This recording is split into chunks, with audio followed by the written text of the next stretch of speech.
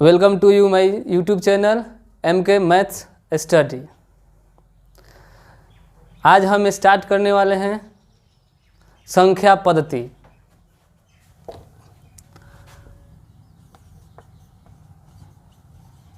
संख्या पद्धति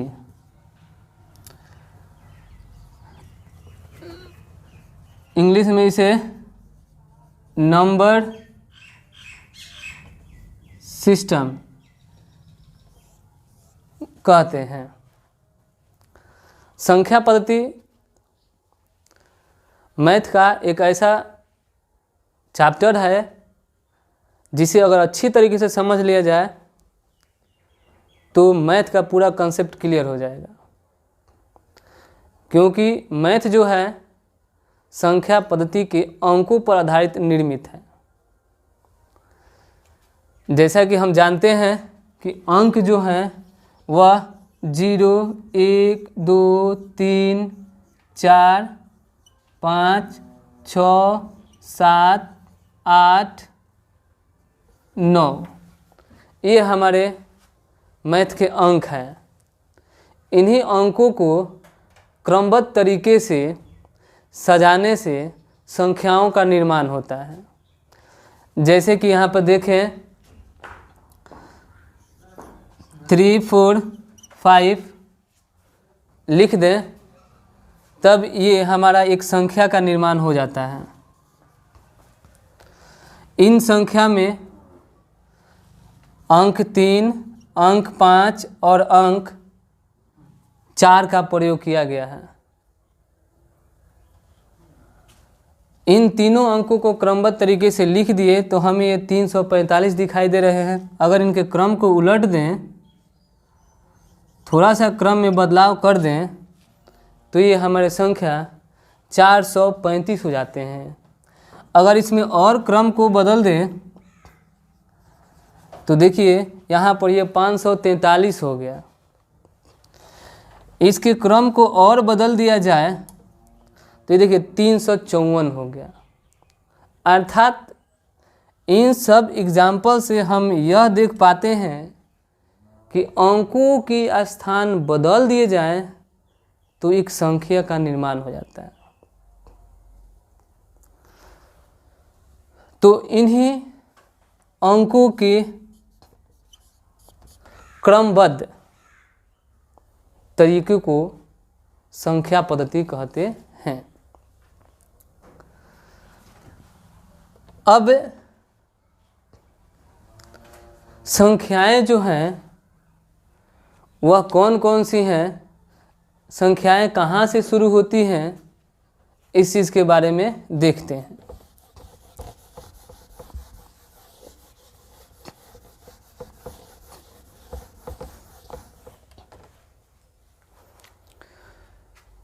तो संख्याएं हमारी शुरू होती हैं 0, 1, 2, 3, 4, 5, 6 डैश डैश अनंत तक।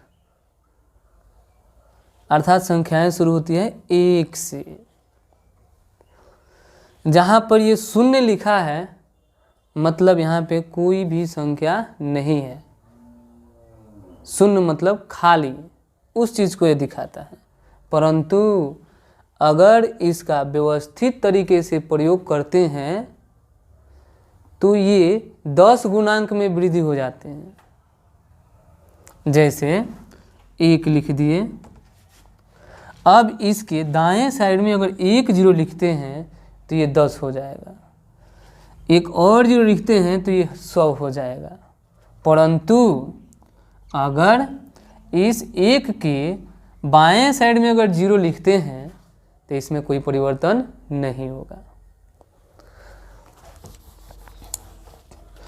तो इसे हम 0, 1, 2, 3, 4, 5, 6, 7 ये लिखते जाएंगे तो सीधे सीधे ये मेरे क्या हो जाएंगे, संख्या के निर्माण होंगे। और यहाँ पे ये 1 अंक वाले संख्या हैं। जैसे ही हम 9 क्रॉस करेंगे, 10 की तरफ जाएंगे तो हम यहाँ पे 2 अंक वाले संख्याओं का निर्माण हो जाएगा। 11 लिखेंगे तो ये भी 2 अंक वाली संख्या हो जाएगा। ये 2 अंक वाली संख्याएं जो हमारी हैं वह 99 तक चलेंगी। जैसे ही 99 क्रॉस करेंगे, 1 पर डबल जीरो लिखेंगे तो ये हमारी 3 अंक की प्रथम संख्या हो जाएगी। यहाँ पे 2 अंकों की प्रथम संख्या 0 हो गई और 2 अंकों की अंतिम संख्या 99 हो गई। अब यहाँ पर देखिए, तो 99 के बाद ये हमें जो संख्या मिला ये 3 अंकों की संख्या हो गई। तो 3 अंकों की संख्या यहीं से प्रारंभ होती है 100 से, और यह चलता है 999 तक। अब पढ़े होंगे स्कूलों में शिक्षक पढ़ाया करते थे 2 अंकों की बड़ी संख्या, 3 अंकों की बड़ी संख्या। तो हम लोग क्या करते थे, 2 अंकों की बड़ी संख्या में 99 लिख देते थे, 3 अंकों की बड़ी संख्या में 999 लिख देते थे। 2 अंकों की छोटी संख्या जो लिखते थे हम लोग वहाँ पर 10 लिख देते थे। 3 अंकों की छोटी संख्या लिखते थे हम लोग तो क्या लिखते थे, 100 लिख देते थे। तो ये तो हो गए अंक और संख्या के बारे में। अब इसे हम लोग क्रमबद्ध तरीके से एक एक करके पहचानते हैं और देखते हैं।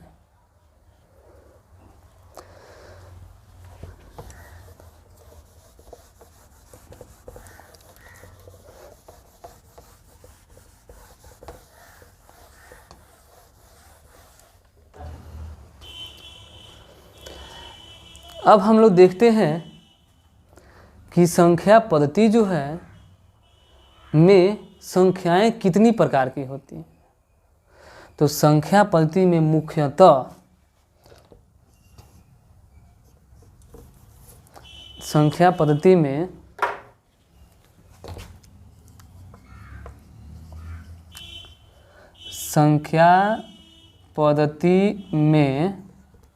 मुख्यतः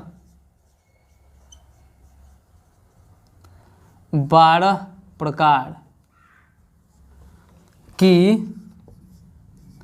संख्याएं होती हैं। संख्या पद्धति में मुख्यतः 12 प्रकार की संख्याएं होती हैं। कितने प्रकार की संख्याएं होती हैं? 12 प्रकार की संख्याएं होती हैं। देखिए, पहला संख्या जो है यह प्रकृत संख्या है।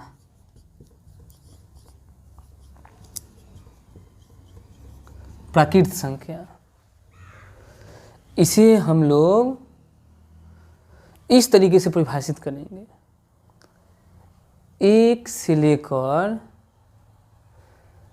अनंत तक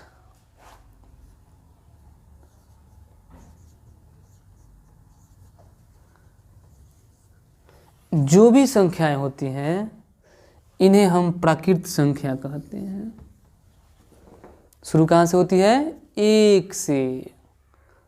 तो अगर प्रश्न बने कि सबसे छोटी प्राकृत संख्या कौन है, तो हम लोग का जवाब होगा क्या चीज? 1। सबसे छोटी प्राकृत संख्या कौन है? 1। और सबसे बड़ी प्राकृत संख्या कौन है? तो ये तो अनंत हो गया। आपको जितना क्षमता है काउंट कर लेने का, गिनने का, वो सब प्रकृत संख्या है, और जितना अधिक काउंट कीजिएगा उतना ही ये बढ़ते जाएगा, ये खत्म होने वाला नहीं है। दूसरा जो है ये हमारा सम संख्या है। कौन संख्या है? सम संख्या।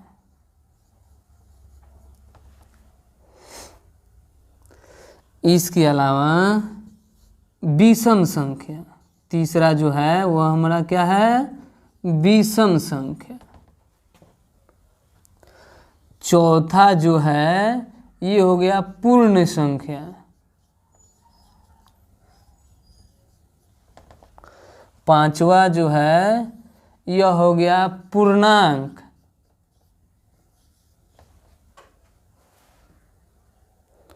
पांचवा क्या हो गया? पूर्णांक हो। पांचवी जो हमारी संख्या है पूर्णांक संख्या है।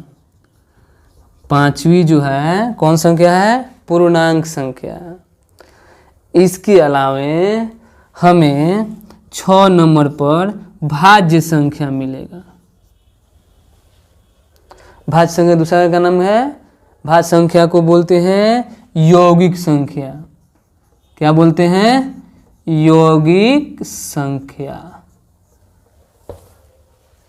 भाज्य संख्या को यौगिक संख्या कहते हैं। ठीक। अब इसके आगे हम लोग देखेंगे 7 नंबर में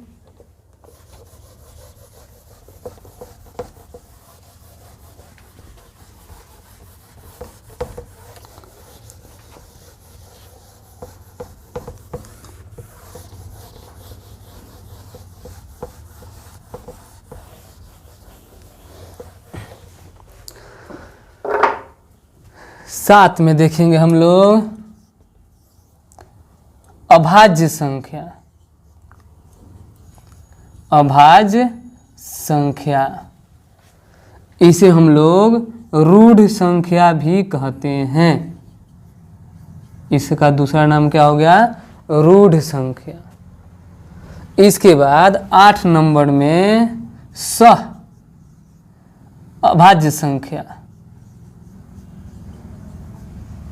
सह अभाज्य संख्या 8 में क्या हो गया?